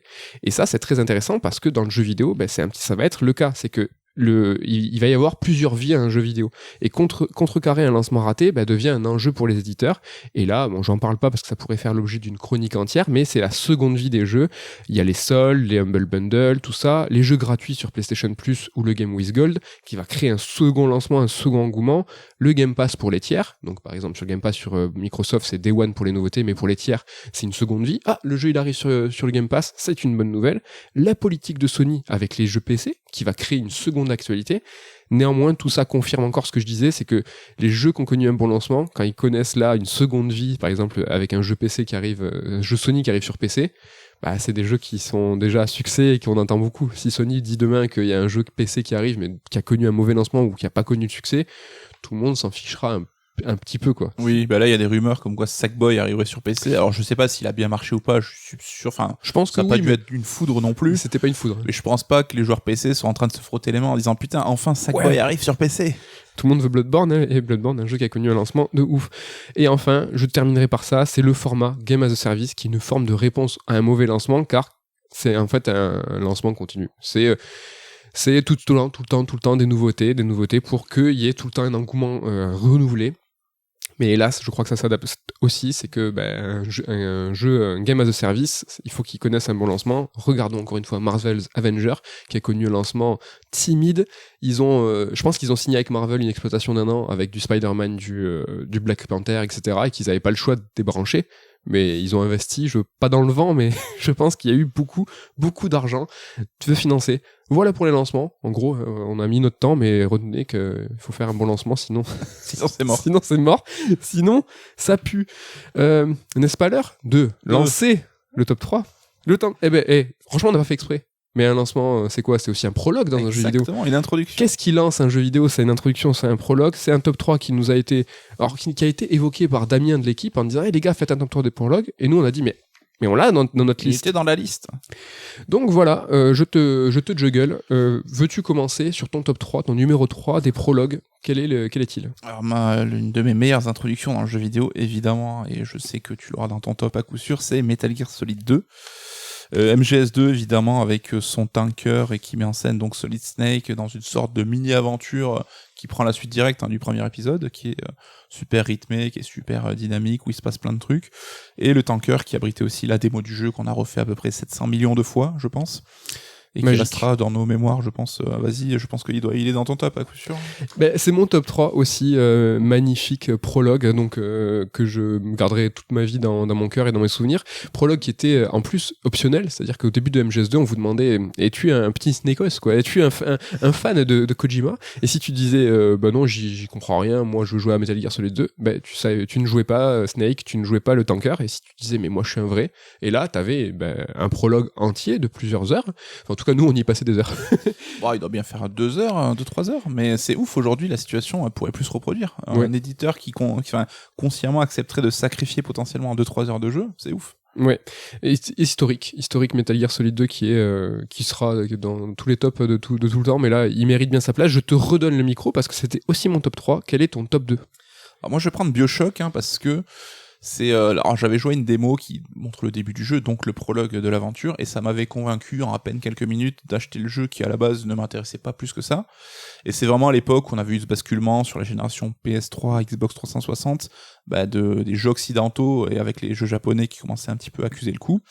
Et avec la puissance des machines, on commençait vraiment à parler de narration environnementale, ce genre de choses. Et là, BioShock, c'était des détails partout, du mystère aussi, une direction artistique de ouf, du mystère, t'étais lancé au milieu de l'océan, et puis enfin voilà, c'était un univers, la promesse d'un univers intriguant, et ce début de jeu, enfin ça reste un moment culte avec les statues d'Andrew Ryan, les bandes audio qu'on commence à entendre, les discours qu'il peut faire, enfin vraiment incroyable. C'est clair. C'était une claque, c'était une droite même d'immersion. C'est qu'en 4 secondes, le jeu, il te mettait dans une ambiance tellement singulière que t'avais jamais vu avant. Franchement, BioShock, c'était une tuerie, je suis tout à fait d'accord avec toi. Mon top 2, alors là, vous allez dire, oui, alors tu dis FF7. Alors sachez, je crois, plus de 40 émissions, je n'ai jamais balancé FF7 dans le top. Dans le top, non, mais dans les sujets... Bah après, j'ai le droit de dire aussi. J'ai le droit de parler. Mais bon, là, j'ai pas le choix. Je suis obligé. FF7 en meilleur prologue, tout simplement parce que c'est peut-être le meilleur prologue de JRPG de l'histoire. Donc je parle pas de Midgar, donc ça pourrait être un prologue géant. Certes, il a même créé un jeu tout seul, FF7 Remake, mais on va parler du réacteur numéro 1, donc les premières heures de jeu. C'est vrai qu'on déplore de voir des JRPG un petit peu mous, qui te mettent un petit peu tout en branle avec... Je me réveille dans mon lit, ma maman vient me réveiller, qu'est-ce qui se passe? Voilà, et donc rappelez-vous FF7 où là c'est tout de suite musique historique, mise in media res, comme on dit. Voilà, dans l'action immédiate. De la balle. Pas le temps de niaiser comme diraient les autres. C'est ça. Allez, ton top 1 des prologues. Alors mon top 1, je vais un peu gruger, tu me connais, j'adore ça. Tant mieux, parce que moi aussi je triche. Alors parce que voilà, et donc j'ai cité des prologues qui m'ont marqué, vraiment des choses qui me tiennent à cœur, mais moi ce qui me plaît le plus, c'est d'être un petit peu bousculé, d'avoir des intros qui soient surprenantes et que je me dise mais what the fuck, qu'est-ce qui se passe, à quoi je suis en train de jouer. Ouais. Et donc là, sans donner un exemple précis, j'ai plusieurs petits exemples à donner, c'est genre par exemple Assassin's Creed 1, donc je pense que je me permets de spoiler des années après, où tu débarres l'aventure dans la peau d'Altaïr, et tu vois ces effets un peu numériques, t'as des voix externes qui te parlent, tu comprends pas tout ce qui se passe, pour te réveiller dans l'époque contemporaine avec Desmond et comprendre que tu étais en train de revivre des souvenirs. Tout ça avait été un petit peu façonné déjà avec la communication. Un peu hinté, mais bon, ils avaient réussi à camoufler un peu le truc. C'était subtil. Hein. Après coup, quand on rematait le trailer d'Assassin 1, on dit « Ah, regarde les glitches et tout », c'était stylé. Il y a Kingdom Hearts 2 aussi, bon là je le dis pas au cas où, mais où le début du jeu est très surprenant et tu te demandes pendant plusieurs heures qu'est-ce qui se passe. Pour le coup, le prologue reste un peu chiant malgré tout, donc ça reste pas non plus le C'est-à-dire meilleur, au début tu vois Mickey, tu fais mais pourquoi Mickey? Je joue pas un jeu Square Enix? Voilà, et donc on en parlait, mais MGS2 sans le tanker, par exemple, je pense que si j'avais commencé par cette version-là direct, je me serais dit mais où je suis, qu'est-ce qui se passe? Donc c'est ça, j'aime bien être surpris, et c'est ça qui me plaît. Quoi. Qui est ce blond là? C'est beau, ton top 3 fait une boucle. C'est stylé, tout est prévu, monsieur. Tout est cohérent, mais je suis content que tu aies triché un peu, que tu aies fait quelques mentions, parce que mon top 1, je triche aussi. Il n'y a pas un jeu, il y en a deux. En numéro 1 des prologues, c'est Last of Us 1 et Last of Us 2. Tout simplement parce que là, je vais pas en dire plus, c'est que ces deux prologues vraiment mortel, excellent. Je pleure pas devant les cinémas, devant les films, devant les jeux. Dans un jeu vidéo, ça m'est jamais arrivé même. Et je le déplore et j'aimerais bien être touché au cœur, tu vois, et avoir la larmichette. Mais s'il y a deux jeux pour lesquels je m'en suis rapproché, c'est bien Last of Us 1 et Last of Us 2, dans deux délires différents. Ouais, mais très bien raconté, prenant, marquant. Très très bien raconté. Voilà, voilà pour nos tops de prologue de début. Après une rubrique, une chronique sur le lancement, je pense qu'on était pas mal. N'hésitez pas à nous balancer vos idées de prologue. N'hésitez pas à nous donner votre top 3 des prologues. Je crois que j'ai dit top 3. Je me suis mélangé les saucisses et les crayons, mais c'est pas grave. Je te donne le micro pour faire la fête. Et là, pour fêter les 20 ans d'une console et même d'une marque. Ouais, écoute, tu le disais, je suis devenu malgré moi un peu le roi des anniversaires. Le roi du rétro gaming, c'est juste que ça permet des sujets faciles qu'on n'a pas forcément beaucoup d'idées. Et là, pour le coup, rendons à César ce qui lui appartient. C'est Ken qui m'a soufflé cette idée parce que vous avez fait les 20 ans de la GameCube, les 20 ans de la GBA, pourquoi pas les 20 ans de la Xbox? Et c'est vrai, pourquoi pas, j'ai envie de dire, donc on va s'y mettre un petit peu. Alors, il faut savoir que c'est un sujet que je ne maîtrise pas forcément, dans le sens où c'est une machine que je n'ai connue que par procuration, que je n'ai jamais possédée, la première Xbox. Mais il y a quand même de quoi dire, donc je vais commencer par une partie un petit peu court magistrale, si tu me permets. Vas-y, j'aime bien. Pour revenir sur un petit historique, alors on va faire ça très rapide, vous inquiétez pas. Donc la toute première Xbox a été annoncée à la Game Developer Conference en l'an 2000 et présentée par Bill Gates en personne, qui était à l'époque le grand Manitou de Microsoft. Et il était accompagné sur scène par la personne qui est à l'origine du projet, qu'on appelle Jonathan Simus Blackley. Donc c'est vraiment la personnalité clé qui a œuvré à la machine. Pendant une seconde, je pensais que tu allais dire The Rock. Peut-être qu'on y viendra. Oui, je sais, mais je pensais que c'était maintenant. Et quand tu disais qu'il était à l'origine du projet, j'ai fait bon. Ah, je veux bien qu'il soit cool The Rock, mais peut-être pas l'origine de la Xbox. Donc à ce moment-là, la Xbox c'était une énorme machine chromée en forme de X. C'est ultra kitsch quand on voit les images aujourd'hui. Ah, mais oui, c'était évidemment un proto qui fonctionnait à peine, ça surchauffait vite et tout. Ça tournait, mais ça présentait des démos techniques, mais de l'aveu même des devs, fallait pas que ça tourne longtemps, sinon ça fumait, ça peut exploser dans tous les sens. Quand tu vois aujourd'hui l'ergonomie des consoles qui est vraiment étudiée pour refroidir les machines, là le X c'était vraiment le proto pour montrer un truc un peu cool, quoi. Donc Blackley, ça avait été un peu le maître d'œuvre du jeu Jurassic Park Trespasser. C'est un jeu qui est aussi cassé qu'il est devenu culte. Donc c'était un FPS qui était super innovant pour l'époque, mais tellement buggé et tout que vraiment il avait plutôt déçu. Et après cette expérience-là, il arrive chez Microsoft début 2019, et après justement l'échec de Trespasser, Blackley ne voulait plus vraiment avoir affaire avec le monde du jeu vidéo, parce qu'il se sentait même un petit peu honteux de sa dernière déconvenue. Donc pourtant, le destin va un petit peu s'en mêler, parce qu'avec l'annonce de la PS2, Microsoft fera un petit peu peur. La machine de Sony semble un peu pouvoir rivaliser avec le monde du PC, et semble venir un peu sur ses plates-bandes, et ça lui plaît pas trop. Donc la société demande une étude de la machine pour vérifier si elle peut porter préjudice à son business. Donc il faut savoir qu'à l'époque, Microsoft s'était vu comme le grand Satan, l'entreprise un petit peu maléfique comme on peut parler aujourd'hui de Facebook ou de Google. À l'époque c'était eux qui étaient un petit peu dans l'œil du cyclone. Et Microsoft était quand même présent sur le marché du jeu vidéo, évidemment, PC majoritairement en tant qu'éditeur, avec du Flight Simulator ou du Age of Empires. Et avait même mis un petit doigt de pied dans le monde de jeux vidéo console en équipant la Dreamcast du système d'exploitation Windows, donc le Windows CE qui s'appelait Dragon pour l'anecdote. Donc ça avait été un petit peu le moyen de mettre le pied à l'étrier en passant par Sega. C'est pour ça que c'était pas si stable que ça. Donc chassé le naturel, il revient au galop. Blackley qui avait fait son deuil du monde du jeu vidéo, il va se demander en étudiant un petit peu ce marché si ça serait tout simplement pas possible pour Microsoft de créer sa propre console. Après tout, pourquoi pas. Et l'idée, c'est évidemment de s'appuyer sur DirectX, le programme que Blackley c'est plus puissant que la PS2 et qui permettra au jeu de tourner sur la Xbox. Donc DirectX, je cite parce que j'y connais rien, c'est une collection de bibliothèques technologiques destinées à la programmation d'applications multimédia. Ok. Je pense que c'est parfaitement clair pour tout le monde. J'ai compris. Et donc, d'où le nom Xbox, la DirectX Box, soit la boîte qui utilise DirectX. Donc, d'où ce nom un petit peu chelou. Ah, tu viens de faire partir en lambeaux plein d'imagination. On imaginait que c'était autre chose, la boîte à X, mais non. Donc je vais passer un petit peu vite, mais Blackley va monter une petite équipe pour réfléchir au projet et ils vont parvenir à convaincre convaincre Bill Gates de donner son feu vert. Faut savoir que Bill Gates, ça fait un moment qu'il lorgnait un petit peu sur la conquête du salon des consommateurs. Lui, il était plutôt dans les bureaux avec son Windows et il voit dans le projet Xbox le cheval de Troie idéal. Donc dit comme ça a l'air d'être un peu facile de s'être passé plutôt rapidement, mais ça a été quand même une développement de longue haleine. Et ils ont dû convaincre, l'équipe Xbox a dû convaincre Microsoft, qui à la base n'est pas un constructeur, c'est vraiment du software qui font leur spécialité, d'imposer l'idée d'une machine de jeu dédiée, ce qui n'était pas forcément super évident. Donc juste pour terminer cette partie historique, je vais citer quelques noms importants de ce développement. Donc ce qui reste un petit peu à la postérité. Donc on avait Ed Fries qui était le responsable de la division jeux de Microsoft, Robbie Bach qui était également VP de Microsoft en charge des jeux, donc un peu l'équivalent de Phil Spencer aujourd'hui, et Jay Allard qui était le responsable du hardware. Donc c'est vraiment ces trois noms qui sont restés un petit peu comme les noms marquants de l'expérience de la première Xbox. Okay. Et la machine justement donc qui va sortir en novembre 2001 aux USA et en mars 2002 chez nous avec, tu l'as dit, The Rock qui était là pour faire la promo en tant qu'invité. Tu rajoutes The Rock, ça rajoute toujours du cool dans n'importe quel film, sur n'importe quelle scène. Surtout en fait, si tu rajoutes The Rock à quelque chose, c'est mieux. Je pense que je vais l'inviter pour mon anniversaire, ça sera forcément plus cool. J'espère que tu m'inviteras aussi.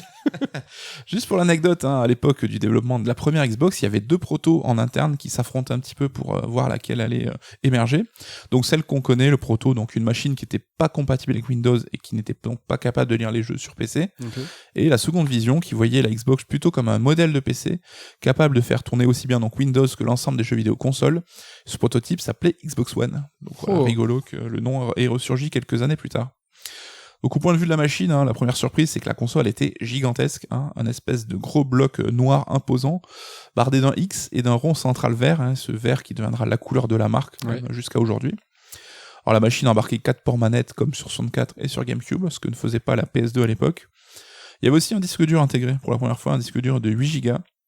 Aujourd'hui, c'est un petit peu habituel, mais à l'époque, c'était une première. Donc, ce disque dur permettait de sauvegarder ou d'optimiser les chargements des jeux. C'est vrai que ça devenait déjà un challenge à ce moment-là. La manette Duke aussi, qui était ultra massive, avec sa croix qui était ultra claquée. Ces boutons, je sais pas si tu te rappelles, donc tu avais les 4 boutons couleurs et 2 boutons blancs et noirs qui étaient tout fins, difficiles à atteindre. Par contre, un truc cool, c'est qu'il y avait un système sur le câble qui permettait de se débrancher facilement. Si par exemple tu venais traverser entre la console et la télé, le câble se détachait plutôt que de faire tout partir. Je sais pas si ça existait déjà à l'époque de tous les appareils Apple, qui aujourd'hui c'est le cas, tout est plus ou moins aimanté sur ton MacBook et tout, mais c'était une super bonne idée. C'était malin. Tu en gardes quoi comme souvenir toi, de cette console, de cette manette massif et donc un peu puissant, tu vois. C'était tu voyais le lien de cause à effet. Ouais, il s'est imposé par la technique et la technologie. C'est vrai qu'un disque dur, ça envoyait, les premiers jeux étaient très beaux, on va y venir. Mais ouais, j'ai ce souvenir en fait de quelque chose qui était imposant. Moi non plus, je l'ai pas eu tout de suite, donc il y a eu beaucoup de procurations. Mais je me souviens de cette claque. On était chez Sébastien Lorenz, qu'on peut saluer, qui est le créateur du Toulouse Game Show. Donc on était un peu le trap de Toulouse, c'est-à-dire que la scène bouillonnante des jeux vidéo, le Wu-Tang, le Wu-Tang du jeu vidéo toulousain. Et ouais. Alors lui, c'est le fils de Bill Gates. Il était acquis à la cause de Microsoft et il nous avait vendu vraiment cette console comme quelque chose de ouf. Et ouais, moi j'en ai en mémoire quelque chose de massif. Cette manette, donc, qui était tellement grosse finalement, qu'il y avait une révision qui avait été opérée, a priori pour le marché japonais dans un premier temps, mais qu'on a tous adopté derrière. C'est clair. Putain, cette manette, elle était quand même injouable, c'était dégueulasse. Elle était massive, et tu as parlé tout à l'heure des boutons, moi c'est quelque chose que j'ai en mémoire parce que j'arrive toujours pas à les reconnaître. À ce jour, le mapping, je l'ai pas, les couleurs, je les ai pas, le X, je sais pas où ils sont, j'arrive pas. Alors je sais même pas si c'est inversé par rapport à Nintendo, le B, le A, enfin, c'est que je crois. Bien, ouais. Ils ont voulu se singulariser, là ça marchait. Là j'ai pas réussi. Et le noir, le petit bouton noir, le petit bouton blanc, là ça aussi ils avaient leur petit délire. Ils avaient je crois que les gâchettes étaient pas mal quand même. Je me souviens il y avait déjà des petits vibreurs dans les gâchettes, ça c'était plutôt cool. C'était pas mal, ouais. Et ce qui est marrant, c'est que la nostalgie fait son effet, c'est que cette grosse manette, donc la Duke, est devenue culte, si bien que Microsoft l'a ressortie, donc compatible sur les consoles du moment. Ça c'est mort de rire, ce quand même. Ouais, donc on voit que même les trucs nuls, finalement, on s'y attache et ça ressort 20 ans plus tard. C'est un petit peu l'histoire de la vie. Petit détail perso qui nous grandira pas, mais pour nous, la Xbox, comme je m'en souviens, c'était devenu notre premier lecteur DivX par le truchement du piratage et compagnie. Je nous vois remater des épisodes sur la Xbox. C'est vrai. Salement. C'est pas beau. Mais bon, c'est vrai aussi, quoi. On va parler un petit peu des jeux maintenant, parce que évidemment, ça reste le nerf de la guerre. Donc la Xbox a connu quand même des grosses licences, des jeux exclus Microsoft. Halo 1 et 2 au premier rang, évidemment, c'est les flagships absolus. Qu'est-ce que t'as comme souvenir sur ces jeux ? C'est beau. Alors déjà, Halo, je vais dire une évidence, j'en suis navré d'avance, mais oui, un FPS pour des consoleux et qui se joue bien et qui fait envie aux PCistes, peut-être, j'espère, je crois, à l'époque, qui était magnifique. Tu vas en parler, j'en suis certain, de l'herbe. Moi, l'herbe, c'est le choc que j'avais eu sur Halo. Je joue à la console, je baisse la caméra pour voir l'herbe et je fais mais waouh, j'ai jamais vu de l'herbe aussi bien fait dans le jeu vidéo. On arrive dans le début de Halo, ce stick direct vers le bas et on mate l'herbe avec les petits brins d'herbe. Alors c'est ridicule aujourd'hui parce qu'on a même la Master Chief Collection, donc qui retape en l'occurrence Halo 1 le plus, et c'est déjà dégueulasse sur la Master Chief Collection. Donc à l'époque, je sais même pas ce que ça doit donner, mais nous c'était à pleurer, à tomber par terre, c'était sublime. Ouais. Puis tu l'as dit, l'arrivée du FPS, on avait déjà eu GoldenEye sur 64 qui avait c'est pas ce mec là. Bah si quand même. Oui mais oui évidemment, mais c'était pas, c'était 2 poids 2 mesures là quand même. T'avais vraiment t'as 2 sticks, t'as une certaine liberté, t'avais ce moteur physique qui était complètement ouf, où tu pouvais te jeter en l'air avec les grenades, tu pouvais faire n'importe quoi avec le Warthog et tout. Mais non, t'as raison, GoldenEye c'était déjà une première expérience. En tout cas, quoi qu'il en soit, Halo, je pense qu'avec peut-être Mario 64, c'est l'un des jeux de lancement les plus emblématiques, qu'on associe le plus à une console et qui aura vraiment fait date. Puis c'est clair. La création d'une icône et d'une mascotte. Exactement. Il y avait aussi Fable de Peter Molineux qu'on aime malgré tout, et qui a eu droit à son livre chez Third, donc on vous conseille de le lire. C'est ça, lisez-le. Fable, clairement c'était un jeu qui avait vendu énormément de promesses, qui avait quand même un petit peu déçu, mais ça reste quand même un bon jeu. Hein. C'était un jeu pour lesquels on avait beaucoup d'espoir. On s'est dit, toute la grandiloquence de Peter Molyneux va se retrouver dans un jeu RPG. C'était un jeu d'aventure RPG à l'époque. Ouais, carrément. Une sorte de Zelda-like un petit peu. Ouais, où t'avais toute la séquence, enfin toute la phase où tout personnage pouvait être diabolique ou pouvait être angélique. Et c'était à ce point grossier que tu avais des petites ailes ou des mouches qui te tournaient autour si t'étais diabolique ou angélique. Mais je pense que ça c'est super représentatif de ce que c'était. Il y avait 2 arborescences, clairement. Il n'y avait pas moult possibilités. Mais j'en ai un super souvenir. Je l'ai relancé il y a quelques années, je pense, quand il est retombé là sur le Game Pass. Ouais. C'est dur, franchement aujourd'hui c'est dur. Il y a son personnage avec ses grands pieds, alors c'est pas du Kingdom Hearts, c'est plus du Hobbit. Mais je sais pas, moi j'y vois un charme, j'en ai. Il y avait quand même une ambiance enchanteresse, hein, mais oui, c'est vrai que un truc qui avait surpris, c'était la durée de vie où on s'attendait à un RPG de 40 heures et finalement il faisait 9-10 heures, je crois. Est-ce que c'était pas déjà, enfin c'était un peu moderne finalement. Mais tu as raison de parler, tu vois, d'un truc, quelque chose, une fantaisie enchanteresse, c'était une ambiance, tu vois, un peu médiévale, mais vraiment fantaisie naïf. Et ça faisait super plaisir, quoi. C'était pas, il y avait pas des dragons méchants. Ouais, ça faisait du bien, quoi. Ouais, c'était cool, franchement c'est cool. L'Odyssey de Munch aussi, donc la suite de la saga Oddworld, on en a parlé dans un Red Alert, je sais plus lequel. Un jeu que Xbox avait shippé à PlayStation, parce que c'était une licence associée à Sony, mais l'équipe de Oddworld Inhabitants avait du mal avec la PS2, donc qui était une console difficile à programmer, vous vous en souvenez. Et donc Microsoft a récupéré cet exclu-là qui mettait en avant Munch, ce nouveau personnage. C'est pas un jeu qui a trop marqué, il avait pas forcément fait grand bruit à l'époque, hein. C'était l'apparition de la 3D dans la licence. Ouais, c'est vrai.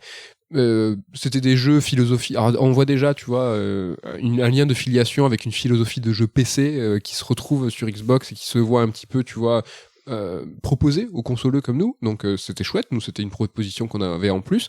Et très très bon move de Microsoft de reprendre une mascotte qui n'était pas la sienne, de l'associer à la couleur verte. Très très très bon move aussi. Je sais pas si tu vas parler de DOA maintenant ou plus tard, mais très bon move aussi, on en reparlera, mais c'est s'appropriation de quelque chose qui n'était pas eux et se dire non mais DOA et Munch là, c'est du Microsoft. C'est le côté américain, ça. Je m'approprie les trucs, j'en fais mon truc à moi. Et je trouve ça malin parce que, enfin moi, à titre très personnel, je fais cette association, quoi. Alors là, j'en parle uniquement pour faire plaisir à Ken. Il y a aussi sur Xbox Blinks. Donc Blinks, oui. Alors un jeu développé par Artoon, un jeu Jap, donc c'était quoi? Une sorte de jeu de plateforme, mais qui mettait en scène une sorte de rewind, hein. Tu pouvais revenir dans le temps pour genre un pont écroulé pour le reconstruire. Ouais. C'était une feature qui était mise en avant par le marketing et la communication en disant que c'était uniquement possible grâce au disque dur. Et on a vu que c'était pas du tout le cas. Il a pris une ça fait comment? Que dites-vous? Et donc Blinks, qui est unanimement reconnu comme un jeu un peu claqué, mais j'ai l'impression qu'il tient à cœur à Ken. Certains le portent dans leur cœur. Big up à Shambhala aussi, qui je crois l'aime beaucoup. Il vient d'arriver sur le Game Pass, si je dis pas de bêtises. Ouais, donc, il est arrivé, je l'ai téléchargé. Faites-vous votre propre idée. Ouais, je l'ai pas lancé et vous savez à quel point moi j'aime les platformers 3D de l'époque, un peu des collectibles et tout. C'est-à-dire les jeux claqués. Non, arrête. Et j'avoue, je l'ai pas lancé et il se traîne trop une répute. Mais il faut que j'essaie. Tu nous feras un retour sur. Allez, peut-être. Xbox, c'était aussi l'arrivée de Rare, qui était transfuge de l'époque Nintendo 64, racheté à coups de millions. Et son arrivée chez Microsoft, c'est de manière un petit peu timide, avec un remake de Conquer Live and Reloaded, donc remake du jeu Conquer 64, et Grabble by the Ghoulies, qui est un jeu gentiment horrifique, un petit peu cartoon, qui est pas resté dans les mémoires comme le meilleur jeu de Rare. Je sais pas si tu l'avais fait, toi. Non, mais Rare sur Microsoft et Xbox, moi c'est aïe. C'est occasion manquée sur occasion manquée. Ils viennent juste, on va le dire, un petit peu d'émerger avec Sea of Thieves, mais ça a été 20 ans de vache maigre. Mais top 3 des studios qu'on regrette. Moi, je l'ai mis top 1 Rare parce que voilà, là ils reviennent un peu en force avec une identité cartoon, la force de Rare à l'époque. Mais ils ont signé. Microsoft avait signé la mort de Rare. C'est un sacré rise and fall, comme on dit. Ça a été la chute. Des exclus toujours avec Splinter Cell, évidemment. Je pense qu'un jeu il nous tient à cœur. Alors c'était une exclue temporaire. Il est bien sorti sur les autres machines après coup. Oui, mais association 100%. Alors là, moi, je fais le pont avec le verre encore une fois. Le verre encore une fois. Le verre des Google, donc des lunettes de vision thermique de Sam. Putain, moi c'est vraiment une claque que j'ai pris sur la Xbox et c'est vraiment le jeu qui a failli me faire vaciller pour investir dans la console. Quel jeu! Mais quel jeu!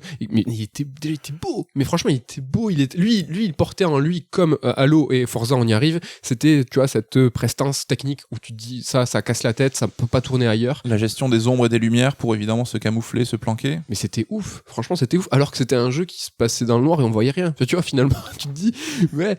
Et la com, super bien branlée, ou qui était clairement associée à la marque, à la couleur, et une réponse à Metal Gear en disant, mais non, mais là, vous êtes rigolo, vous, avec vos espions rigolos, et qui font des fantaisies, là, non. On va vous montrer la vraie infiltration, ce que c'est. Avec tous les gadgets, t'avais la caméra que tu pouvais glisser sous la porte pour observer. Non, mais c'était porteur de quelque chose qui avait du sens pour Microsoft, c'était quelque chose qui était sérieux, qui était réaliste, avec la voix de Schwarzy, mon gars. C'était, on arrive, on est des ricains, on est là. La porte, elle est où, que je mette un coup de pied dedans, là. Et voilà, l'Ubisoft qu'on aime, c'est lui, donc celui dont on parlait à l'époque. Crimson Skies aussi, qui est un sorte de palliatif à S-Combat. Bon, je sais pas si on en garde des souvenirs. Non, je m'en souviens. C'était plutôt, non, il avait plutôt un design sympa, des jolies couleurs. Kingdom Under Fire, alors ça, je crois que tu connais, toi.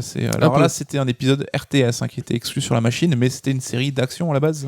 Ouais, c'est ça. Et il y a eu 2 épisodes en façon RTS, et je me souviens, moi, justement, de celui qui était plus versant action.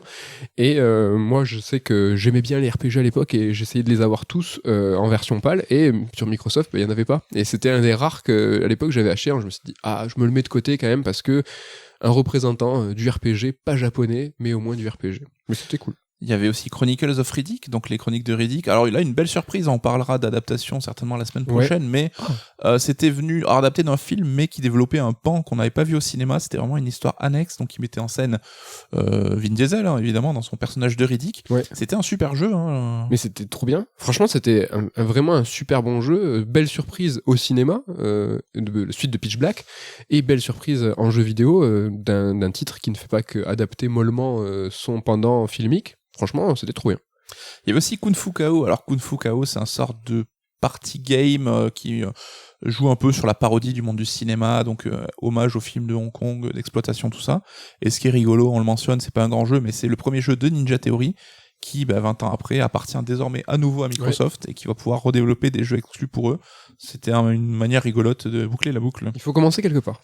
Tu parlais de RPG, c'est vrai que niveau JRPG, c'était pas la folie sur Xbox, mais on a quand même eu du gros RPG occidental avec KOTOR 1 et 2, donc KOTOR 1 développé par BioWare, KOTOR 2 par Obsidian qui a pris la suite. 2 jeux cultes dont on parle même aujourd'hui, qui vont revenir sous la forme d'un remake. Ouais. Certainement peut-être les jeux Star Wars les plus vénérés.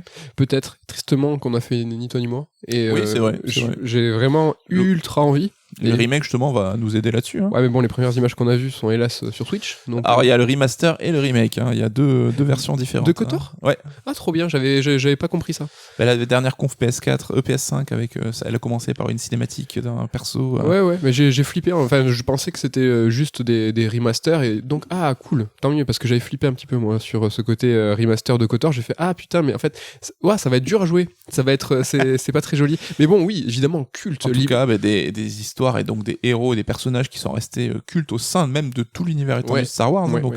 On vous en dit pas plus si vous n'avez pas découvert le jeu, mais il y a des belles surprises à prévoir. On n'a pas trop de quoi spoiler en même temps. Moi, je sais. Ah oui.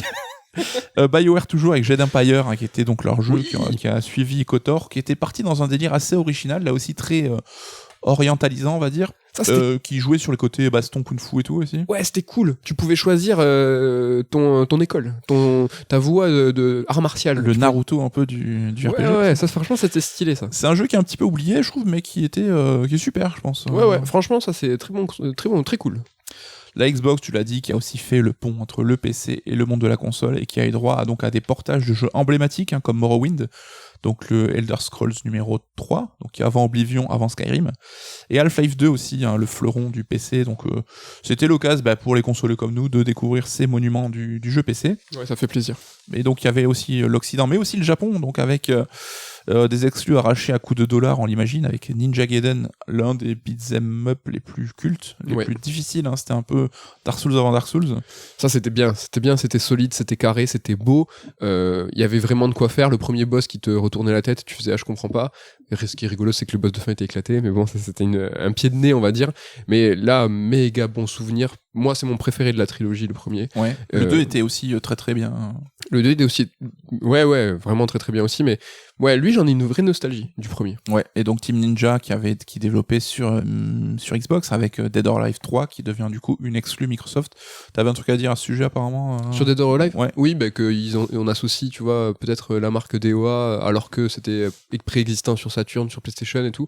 C'est vrai que DOA aujourd'hui, mais non, mais regarde, c'était sur Microsoft. Il y a cette association en fait qui est faite de façon maligne, je trouve. Oui. Et DOA et cette déclinaison un peu chelou, Extreme Beach Volley, ce jeu de beach volley, mais aussi de, je sais pas, pour reluquer des meufs en maillot. Ça a toujours été un peu bizarre, cette licence-là. Voilà, ça existe. Ça existe. Xbox, c'est aussi Steel Battalion. Alors là, c'est un jeu Capcom. Alors tout le monde le garde en mémoire parce qu'il se jouait avec un putain de contrôleur qui faisait la taille d'une pièce. Donc d'une table. Peut-être. Voilà, c'était vraiment contrôler un robot, vraiment comme si on y était. Il y avait un bouton d'éjection sur le dashboard, donc. Mais en fait, qui était réaliste ce bouton d'éjection parce qu'il y avait en fait un petit opercule en verre ou en plastique. Ouais. Et en fait, pour appuyer sur le bouton, il fallait sacrifier ce truc-là. Et en fait, il fallait péter le bouton. Et c'était roleplay à mort. Alors j'avoue, c'est mon grand regret. Je n'ai jamais pu l'essayer dans ces conditions-là. Est-ce que on l'a déjà vu en vrai? Moi, je crois que Sébastien Lorenz, tu en parlais. Il me semble qu'il l'avait. Ouais. Mais ouais, ça c'est une vraie expérience immersive de taré. Ouais, donc ça, faut savoir, il y a une suite qui est sortie sur Xbox et qui se joue via Kinect. Alors c'est carrément pas le même délire, donc plutôt si vous avez l'occasion, retrouvez le premier contrôleur qui était un truc de ouf. Je pense que ça coûte cher aujourd'hui. Je pense aussi. Je jappe toujours avec Otogi. Alors Otogi aujourd'hui, ça serait porté au nu parce que c'est un jeu From Software. Et il y avait eu Otogi 1 et 2 sur Xbox. C'était des jeux d'action qui étaient plutôt sympas, avec un design plutôt cool, avec le folklore un peu de toute la mythologie japonaise. Alors moi j'en ai un super souvenir parce que j'avais été marqué par toute cette période Onimusha, Way of the Samurai, et ça lisait les Miyamoto Musashi, enfin la perle, le traité des 5 roues, le traité des 5 roues, la pierre et le sabre. Oui, la pierre et le sabre c'est cool, mais le traité des 5 roues, le lisez pas, ça sert à rien sauf si vous faites du kendo. Mais bon, il y avait vraiment, nous on était dans un délire à l'époque, on lisait Vagabond, Takehiko Inoue et tout ça, et il y avait Otogi, il y avait Genji à l'époque. C'était tout. Alors Genji c'était un peu plus tôt je crois, ou un peu plus tard. Enfin, Genji c'était sur PS3 si je dis pas de conneries. Le 2 ?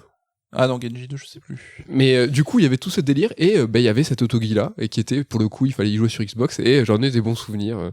Je me souvenais même pas que c'était un FromSo, tu vois.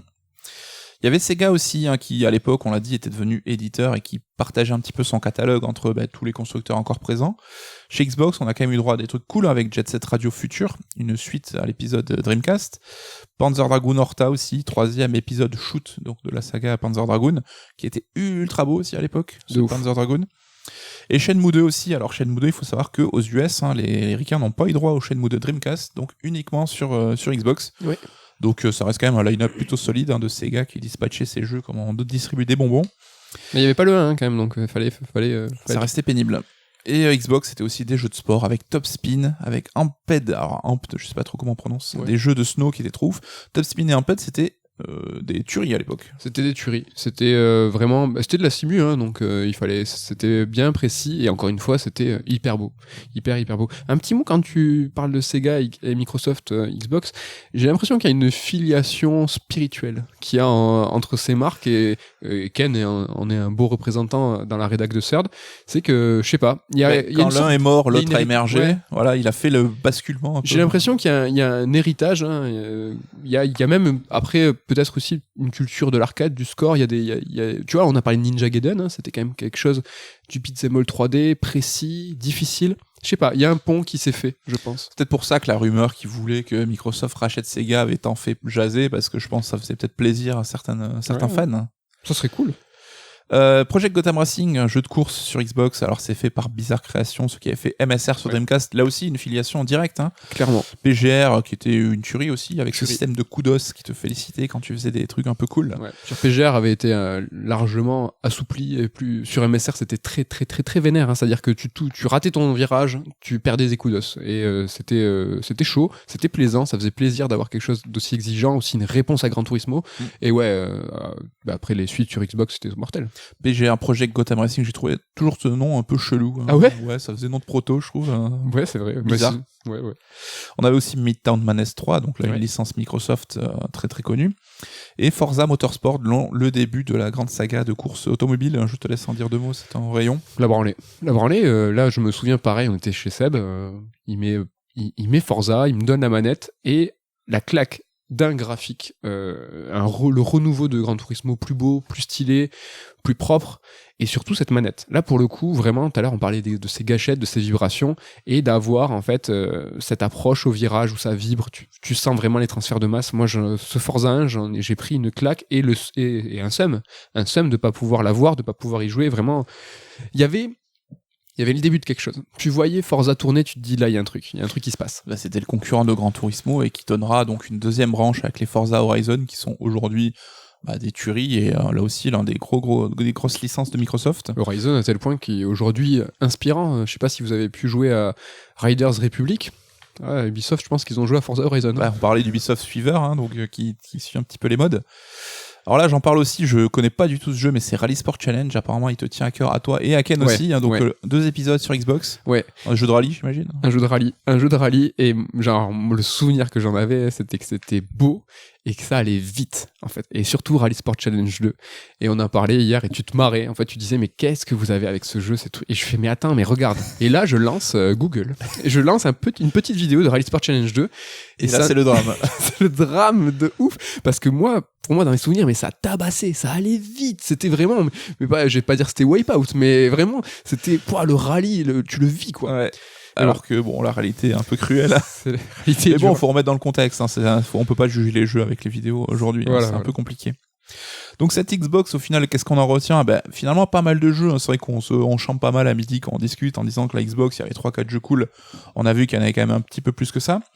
Mais c'est aussi l'arrivée du jeu en ligne, quand même, avec le Xbox Live, alors qui était pas là au lancement, mais qui a porté la sortie de Halo 2 fin 2002.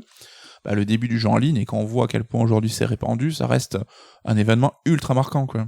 Ouais, mais qui était alors, toujours pareil à travers notre prisme à nous, quelque chose qui était complètement inconnu.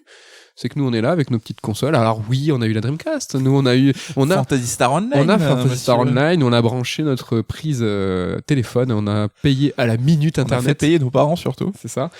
Mais ouais, c'était un nouveau un monde nouveau, quoi. Et un monde nouveau à plusieurs titres, que ça soit le jeu en live et que ça soit toutes ces licences qui nous étaient inconnues. Tu as parlé de Morrowind tout à l'heure, c'est tout ça qui était devenu accessible. Et je pense que c'est aussi ça qu'on retient, quoi. Enfin, en tout cas pour nous. Ouais. Et le Xbox Live, faut quand même louer la qualité du service qui, dès le départ, avait proposé des options et des features qui ont été super appréciés par la communauté et qui reste un pionnier aujourd'hui. C'est vrai qu'on n'en parle plus trop, on parle du Game Pass et tout, mais le Xbox Live reste un abonnement à part qui mobilise beaucoup d'abonnés aujourd'hui chez Microsoft. Ce qui est important, c'est la stabilité, la propreté. On n'a pas parlé tout à l'heure, tu parlais de ce gros X, de cette couleur de verte, mais ce dashboard, on parle du X, du Y, aujourd'hui, c'est des termes qu'on n'utilisait pas à l'époque. Mais un menu, t'allumes ta console, t'as ce gros X et tout, vous avez vu ce bruitage à la bouche. Et en fait, t'avais un menu, tu pouvais naviguer et tout, et l'héritage de Microsoft va le porter, ça, de ces putain, j'ai bouffé le nom, c'est pas un dashboard, comment tu dis là, le menu, tu sais, un dashboard qui va être en fait renouvelé tous les ans. Et ça, Microsoft, c'est quelque chose qui est important pour eux. Ils ont toujours été pionniers là où Sony avec sa crossbar a fait le taf parce qu'on s'y est habitué. Ouais, c'est ça. Mais aujourd'hui, la PS5, c'est propre. Je pense qu'on peut dire merci à Microsoft. Xbox, c'est aussi le retour d'un constructeur occidental dans la mêlée du combat des consoles. Atari, machin, ils ont tous péri au combat, et on avait droit à un triumvirat uniquement japonais. Et comme on l'a dit, la mort de Sega a entraîné l'émergence d'un troisième acteur, Microsoft. Troisième acteur, on reste dans ce triumvirat pour l'instant, même si on voit que Google a essayé de s'y mettre. Ça reste un petit peu la règle de 3, qui est immuable. Ouais, ça a l'air d'être une réalité du marché qui s'auto-régule et qui ne laisse que 3 géants. En tout cas, c'est vrai qu'il y a d'autres acteurs qui vont graviter autour tout le temps. Mais non, c'est 3, j'ai l'impression. Ouais. Un petit bémol, c'est que la Xbox reste aussi dans les mémoires pour sa durée de vie assez réduite. C'est à peine 4 ans, ça allait très très vite à l'époque. Je crois que la GameCube aussi n'avait pas été ultra longue, mais la Wii U avait fait pareil aussi un peu plus tard. Et surtout, là, quand même, il y a eu une farandole au niveau des baisses de prix de la machine en Europe. Je sais pas si tu t'en souviens. Elle est quand même sortie à 480 boules pour l'époque. C'était quand même assez colossal.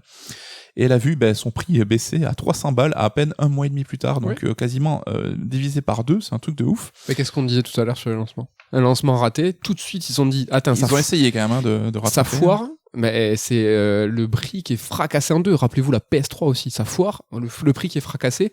Non, c'est quand ça prend pas, ça prend pas. Et alors Microsoft avait quand même proposé d'offrir plein de jeux en compensation de ceux qui avaient payé la machine plein pot. 1 mois et demi avant quand même, c'était la moindre des choses. Et il faut savoir que 1 an après sa sortie, on pouvait trouver la console à 200 balles. Donc c'est quand même un truc de ouf. Je pense que on voit que déjà Microsoft avait les reins solides pour se permettre ce genre de choses. Mais je pense qu'on verra plus quelque chose comme ça, un équivalent. Ça me paraît un peu ouf. Et au final, la machine s'est quand même vendue correctement, hein, plus de 24 millions d'exemplaires devant la GameCube quand même. Hein, ça reste une belle performance pour un nouveau venu. Ou alors c'est Nintendo qui a carrément contre-performé. À voir je pense si qu'on vous est êtes là. Verre à moitié vide ou à moitié plein. Donc voilà, cette Xbox qui restera une machine un petit peu à part, hein, les débuts d'un géant qui aura eu l'occasion après de poursuivre son aventure.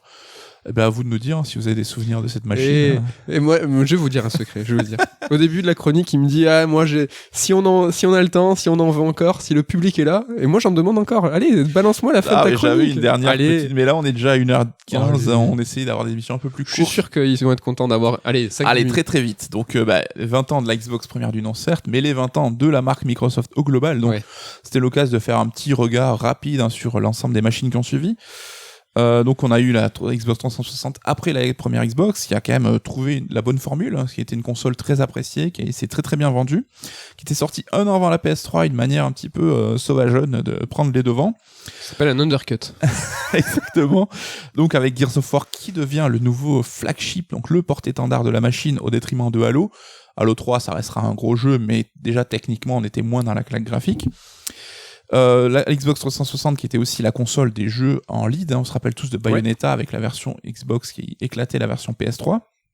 Et la 3.6, ça reste aussi le fameux Ring of Death, donc les machines qui serraient comme des moteurs de voiture, mais des machines qui cessaient de fonctionner avec un taux de panne colossal. J'ai l'impression que étrangement, ça leur a pas tant porté préjudice et qu'on a un petit peu oublié, alors que ça reste un phénomène de casse. Je pense c'est historique. Énorme. Ouais, on est au niveau du Joy-Con d'aujourd'hui, mais encore plus pénalisant parce que tu ne peux même plus jouer à ta console, quoi. Tu l'as dit tout à l'heure, c'est que Microsoft avait les reins. Je pense que ça aurait plié pas mal de constructeurs, pas mal d'entreprises qui auraient pas pu assumer derrière. Là, ils ont dit ok, on s'est raté sur le design, on repart. Et donc heureusement que Microsoft avait son portefeuille qui est limité. Tu parlais tout à l'heure à l'instant de la 360 qui était la console lead et tous les jeux tiers, si t'avais le choix, tu le prenais sur la 360. Ken va nous en vouloir si on dit pas que sur la Xbox avait vraiment aussi, les versions... les meilleures versions des jeux multi-supports. Hein. Donc on parle de Splinter Cell qui a eu droit à sa déclinaison GameCube et PS2. Mais la version Xbox avait souvent les versions les plus abouties parce que machine la plus puissante. Voilà, Metal Gear Solid 2 qui avait la version c'est Substance avec Snake qui faisait du skate. Ouais, Silent Hill 2 qui avait son DLC en plus. Ouais. C'est vrai que ça arrivait souvent dans un second temps, mais les versions Xbox première du nom de ces jeux tiers étaient solides. La 3.6, une console quand même qui nous tient à cœur. Hein. Ouais. Franchement, après, est-ce qu'elle était en face de la PS3 qui, bon, je sais pas, mais oui, c'était la bosse, il faut le dire. On a suivi la Xbox One. Alors là, on parlait des lancements ratés, c'est le fiasco. Dès son annonce, on se rappelle des mêmes TV. Ils ont tout fait à l'envers et ils n'ont jamais pu se relever de cette mauvaise première impression. C'était trop tôt. Si bien que les ventes, on n'a jamais été très clair parce que justement Microsoft a arrêté de les donner. Mais c'était pas ouf. Et là, on peut se dire, c'était quoi un peu le nouveau porte-étendard ? Là, Gears commençait à subir un peu la même chose qu'Halo, c'est-à-dire que ça se renouvelait plus tellement et c'était plus tellement les jeux marquants. Donc leurs 2 grosses licences ont été rapatriées en interne, donc développées par des studios parce que ils avaient racheté les licences donc respectivement à Bungie et à rappelle-moi Epic, voilà. Mais qui avait du mal à trouver sa nouvelle identité, son nouveau jeu fort. La Xbox One, ça reste un fiasco de A à Z. Hein. Un fiasco, un contretemps. C'était trop tôt, c'était trop précurseur, c'était bien pensé, mais c'était pas le moment. Et on l'a vu, tu vas nous en parler avec la suite. Hein, ils ont repris un peu cette philosophie abandonnée avec la Xbox One. Hein. Juste pour rappel très rapide, c'est du démat, du partage de comptes, tu prêtes tes jeux mais tu les prêtes pas. Voilà, en fait, il fallait une connexion obligatoire pour que quand t'achètes ton jeu, il soit associé à ton compte. Et ce qui faisait que tu pouvais pas forcément le prêter. Alors, il y avait des options de partage familial Il y a ce qui se fait aujourd'hui sur téléphone et tout, sur les comptes Netflix. C'était juste autour. Mais qui n'ont pas su expliquer. Donc là aussi, on parle de communication foirée. Ben voilà. Alors la Xbox Series, c'est aujourd'hui. Alors il y a quand même eu l'éclaircie Game Pass et l'arrivée de Phil Spencer en fin de vie de la Xbox One, qui est arrivé en remettant un peu les choses à plat, qui a créé le Game Pass, qui a créé 2 gammes de machines, la S et la X, et qui l'a dupliqué sur la Xbox Series. Et donc, quoi qu'il en soit, on verra ce que ça donnera niveau jeu, niveau vente, mais déjà, Phil Spencer a l'air de savoir quand même ce qu'il veut, de savoir où il va. Après, on adhère ou on n'adhère pas, mais c'est au moins un capitaine à la tête du navire qui sait ce qu'il veut. Et donc, le reste est encore à écrire aujourd'hui. Ouais. Moi, j'aimerais bien avoir ton avis sur un point, c'est que à ce jour, après 20 ans, c'est l'anniversaire qu'on fête aujourd'hui, j'ai quand même l'impression que Microsoft est encore un contender, tu vois, qui sont là en disant alors nous on essaye des trucs et tout. Alors déjà d'un, c'est les plus riches, de deux, ça fait 20 ans, c'est 4 générations. Alors est-ce que c'est moi ou est-ce que y a un peu ce feeling encore, enfin ils ont, je sais pas, alors dans les faits, ils gardent cette image à mon sens aussi de petit dernier, alors que 20 ans ça fait quand même, ça commence à faire. Et puis finalement Sony n'a qu'une génération de plus qu'eux au compteur, ils sont arrivés juste avec la PS1 un petit peu avant. Mais là où je trouve que Sony a su muter en devenant, Sony, il faisait de la tech, il faisait des télés, il faisait du cinéma, ils ont su maintenant aujourd'hui avoir une image de constructeur. PlayStation, c'est je crois plus de 60% ou 70% de leur chiffre d'affaires. Ouais. Ils ont su acquérir cette image de constructeur de jeux vidéo, là où Microsoft, même s'ils mettent les moyens, même si ils ont un peu le chéquier en blanc et Satya Nadella soutient vraiment le côté Xbox, le côté jeux vidéo, Microsoft, ça reste bien plus, ça reste du cloud, ça reste du Windows. C'est par la force des choses que Sony a imposé la marque PlayStation, parce que Sony Pictures, parce que Sony Music, c'était pas la fête. Et donc finalement, Sony PlayStation, c'était ça qui ramenait de l'argent. Jamais de la vie, et j'espère pour eux, mais jamais Xbox, la branche gaming, ne fera gagner plus d'argent que, je sais pas, le cloud. C'est Azure là qu'ils ont ils ont balancé des chiffres là très récemment, c'est même pas hier je crois, de chiffres stratosphériques grâce à la location de ces serveurs. Jamais la branche gaming ne fera gagner autant d'argent. Néanmoins, elle est pas traitée par-dessus la jambe quoi. C'est quand même ultra sérieux, c'est quand même. Oui, mais ça fait que Microsoft n'est pas une entreprise qui fait du jeu vidéo son principal business, et fatalement, je pense que ça joue quelque part, ne serait-ce qu'à une échelle psychologique. Là où Nintendo est full jeu vidéo, là où Sony est quasiment full jeu vidéo, là où Sega l'était, je pense que ça joue un peu. Ouais, mais est-ce que c'est pas le destin déjà scellé de tous ces GAFA qui veulent se lancer dans le jeu vidéo? Jamais ces GAFA, quand ils se lanceront ou quand ils se sont lancés dans le jeu vidéo, n'auront leur branche jeu vidéo dominante. On a vu Google, malgré tout, la thune et tout, n'a pas réussi. Là où Apple est malin, c'est que ils s'y mouillent pas trop, c'est-à-dire qu'ils sont pas constructeurs de consoles ou quoi, mais ils ont l'iPhone qui est la plateforme de jeux vidéo par excellence aujourd'hui. Ils ont l'App Store qui leur permet de gagner 30% sur toutes les ventes générées dessus, ce qui en fait l'acteur du jeu vidéo le plus puissant, qu'on le veuille ou non. Mais ils restent un peu en mode, tu vois, ils sont pas en train de faire des confs jeux vidéo, ça reste. Enfin, je trouve qu'ils ont une approche assez intelligente. Ça reste un peu lointain tout en étant ultra impliqués en fait. Ils ont compris que dans le marché, c'est le distributeur qui prend le plus d'argent. Ils sont malins. Voilà, comme Steam le fait sur PC. C'est exactement ça. Donc voilà pour Microsoft. Joyeux anniversaire à la Xbox et à la marque de Microsoft. Voilà pour cette semaine, voilà pour ces 2 chroniques et voilà pour Red Alert. L'occasion pour nous de vous remercier encore pour votre fidélité, l'occasion de faire un bisou à Ken, à Ludo et à Damien. Est-ce que tu as quelque chose pour nous, juste avant de nous quitter la semaine prochaine? Ouais. On parle de quoi? On va parler de Gardiens de la Galaxie et des jeux à licence, de ces jeux un peu mais qui sont cool, tu vois. On va développer. Tu parlais d'adaptation, tout ça va être dans ces bails-là. Moi, je suis sur Actraiser Renaissance et je me suis fait aspirer. Ton Gotti. Non, mais je sais pas, c'est rigolo. Alors, ça sera sûrement un petit truc, le gros morceau, ça sera pour toi. Ça sera sûrement Actraiser pour ma part. Donc voilà pour le programme de la semaine prochaine. On vous dit merci et on vous dit bisous. Merci, bye bye. Bye bye.